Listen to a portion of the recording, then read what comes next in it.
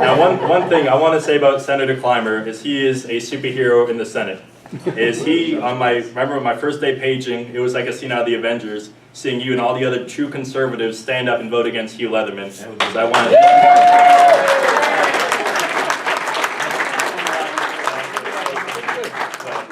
I think I need to hire a better lobbyist so that next time I come, I don't have to speak after Cooper. We'll get that fixed. Cooper, that was fantastic. Thank you. Let's give him another round of applause. It is good to be back at the Hilton Garden Inn podium after a brief respite. I was thinking about coming up here, and I'm reminded of something. One of my good buddies is a pastor now, a guy I grew up with, and he said he came back to preach at the church where I attend because his parents go there. He was a guest preacher, and he got up, walked up into the pulpit, and said, "It's always good to be up here in the pulpit, 5 feet above reproach." But I feel like, a politician coming to the podium here is coming for the exclusive purpose of reproach. So y'all don't hesitate to throw it on me. I wanted to give a quick update on a couple items, and I have a little note sheet to make sure I didn't forget anything. First off, the Attorney General mentioned it earlier. We have a bill on the floor right now to ban dismemberment abortion in South Carolina, which is that repulsive practice of tearing a baby apart and then extracting it from the womb. I am told that the opposition has 110 amendments put up already, and we did the math on that. After you invoke cloture, it would take 39 hours of debate to get through 110 amendments, so that's going to be on the floor for the next several days. A good thing that is coming is next Wednesday. I can hardly believe it.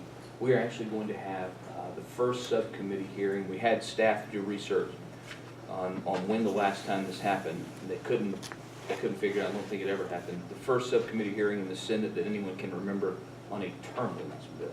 So that is, I don't, this late in the session, I kind of wonder if maybe it got scheduled because they knew it's this late in the session. But still, I mean, you got to start somewhere, and the fact that we got it up, I want to give a lot of credit to a good conservative friend, William Timmons from Greenville, who said, and is that thing, are we still? You want me to cut it off? Well, I want to tell this story, but I don't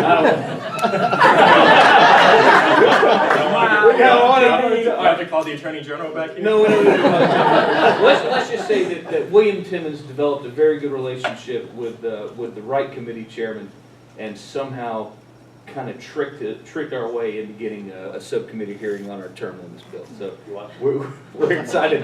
We're excited to have that up. That's going to be up next Wednesday at 9 if you want to watch on ETV. The next piece is, I know we've talked a lot about this, and I still don't know where this thing's going to wind up, but a lot of work has gone into responding to the nuclear catastrophe at VC Summer. And I think what has happened so far demonstrates, once again, that the locus of failure in state government is the Senate. The House has acted quickly and repeatedly on a number of good reforms to the regulatory system. They acted to give ratepayers some relief from having to pay for a plant for which they'll never benefit. And all of that has gone to basically perish in the Senate. I hope that sometime in the next 6 legislative days, finally we get someone on the Judiciary Committee to fix what is clearly a broken regulatory system. But that remains to be seen. And it is, proof positive again that if we're ever going to get anything fixed in South Carolina, you've got to fix the way the Senate operates. Lastly, and most importantly, I am so grateful to you. So many people in this room put out yard signs, knocked on doors, made phone calls, gave contributions to help me get to the Senate. It is an unmitigated joy to serve you. I work for you, and I wanted to spend the bulk of my time, I don't know where the timer is, but the bulk of the time I have. You used to be chairman, so I figured you.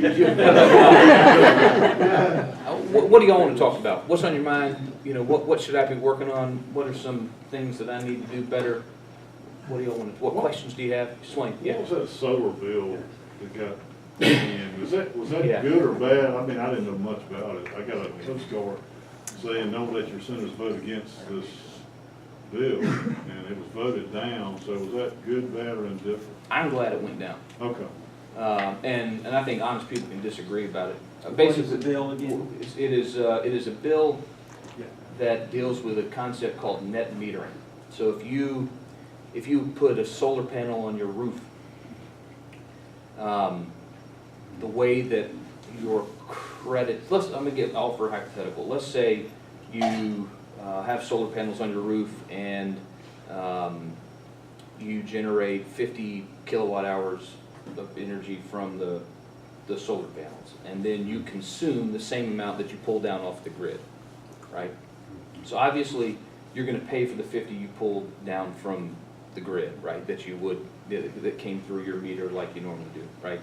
And let's say, because the sun shines most when you're not at home, when you're at work, you only consumed 20 of the 30 that you produce from your solar panels, right? So the question is, how is that 30 that you produced that you did not consume treated by the utility company? Interesting question, right? So the bill in the House says that you should get a full retail price credit for the solar that you produced. I disagree with that. I think you should get a wholesale price for the amount of energy that you produce. Because if it costs Duke 5 cents per kilowatt hour to produce their avoided cost, you shouldn't get full retail, you should get the wholesale production price. Because what happens if everyone with solar panels gets the full retail price, that means that they're not paying all the other costs to support the grid, that the people without the panels are paying for everybody with the panels to get power lines and so on and so forth. So there's a function of cost shifting.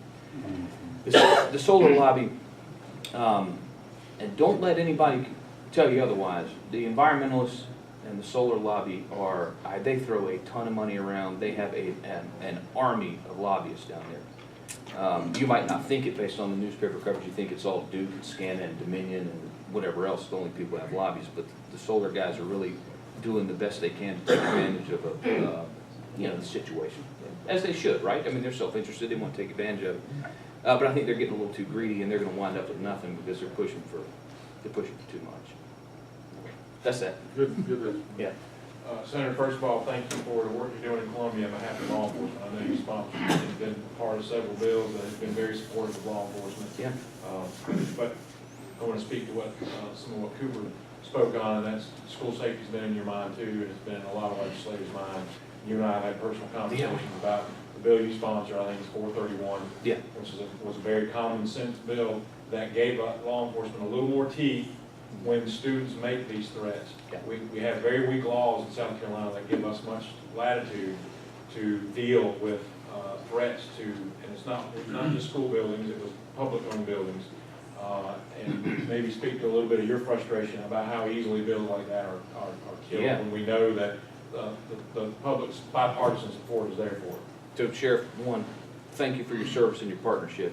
I will tell you, we have a fantastic sheriff who is not quiet about giving the delegation good advice, and I really appreciate it. And so the bill the sheriff is talking about, the number is S431, and this gets to something that Cooper talked about. Well, I think when you have a tragedy, you see a big mistake, you try to take from it the best lessons that you can, right? You learn from past failure, try to fix it. And so one of the things that is abundantly clear is that if somebody like the lunatic in Florida who shot at the school in Parkland attracts so much attention from law enforcement for making threats to a school, that law enforcement ought to have the ability to arrest that guy, right? I mean, and so the bill that we're talking about is would make it a crime to threaten violence against a school with a weapon.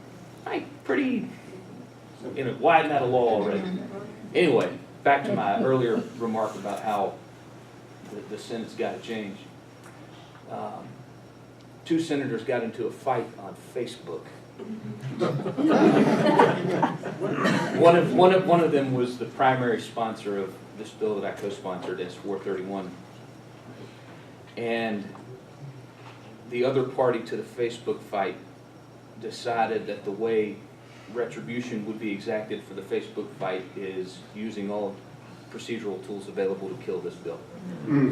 And so, don't let anybody tell you a Facebook fight doesn't matter, because a Facebook fight between two senators is resulting in our kids in schools being at more risk than they ought to be. And it is a sad, disappointing, and pathetic episode about adults acting like children. Well, one of the things that should be pointed out too is that the Obama administration and Eric Holder in Florida told the authorities down there to look the other way. When these kids act up, they couldn't suspend them from school. That's where they started. This is where they started, because they had a quota system. They tried to make a race issue out of, kids misbehaving and doing things like this guy was involved in before he got, before it manifested itself in what he did. Yeah, that sounds like the kind of wisdom and prudence you'd get out of Eric Holder. Yeah. They gave money to show what arrest people. Yeah. And then they patted themselves on the back that arrests were down. Yeah. Of course they're down. Right, yeah. Because Well, not arrested anybody. that's another thing the sheriff and I get into a good bit is, they say criminal justice reform, and what they mean by criminal justice reform is letting all the criminals out of jail. That's not the answer, no. Mr. Secretary. I want to say, as a House member over the last 7 years, y'all have somebody very special in this senator. He goes to work, and I've seen him working. He runs in and out of chambers and in committee rooms, but most importantly, he's who he says he is. And in the Senate, you definitely need conservative members, because this is a minefield out there, but don't ever let him go, because he's a powerful voice. I'll give you $20 on the, Any other issues? What else is on your mind? Or is that all? Well, y'all again, I just want to say thanks for the work that you put on about an item that we talked about when I first met you over a year ago. Yeah. And you finally made a decision on it, and I applaud you taking the time to make the right decision. Thank you. You can tell people what that's about. Yeah, so PJ and I met at Starbucks over, I don't know. Well, when? It was right, I think it was before I even got sworn in, right? Yes, it was. Yeah. And PJ, as you all know, is a fierce advocate for a balanced budget amendment via an Article 5 convention. Convention of States. Yeah. And I told PJ and pushed PJ off for a year, over a year, while I thought and prayed and did research on what I thought was the right thing to do with that. And then ultimately, after a Republican-controlled Congress with a Republican president passed a $1.2 trillion deficit spending bill, I thought, you know what? Where's more risk?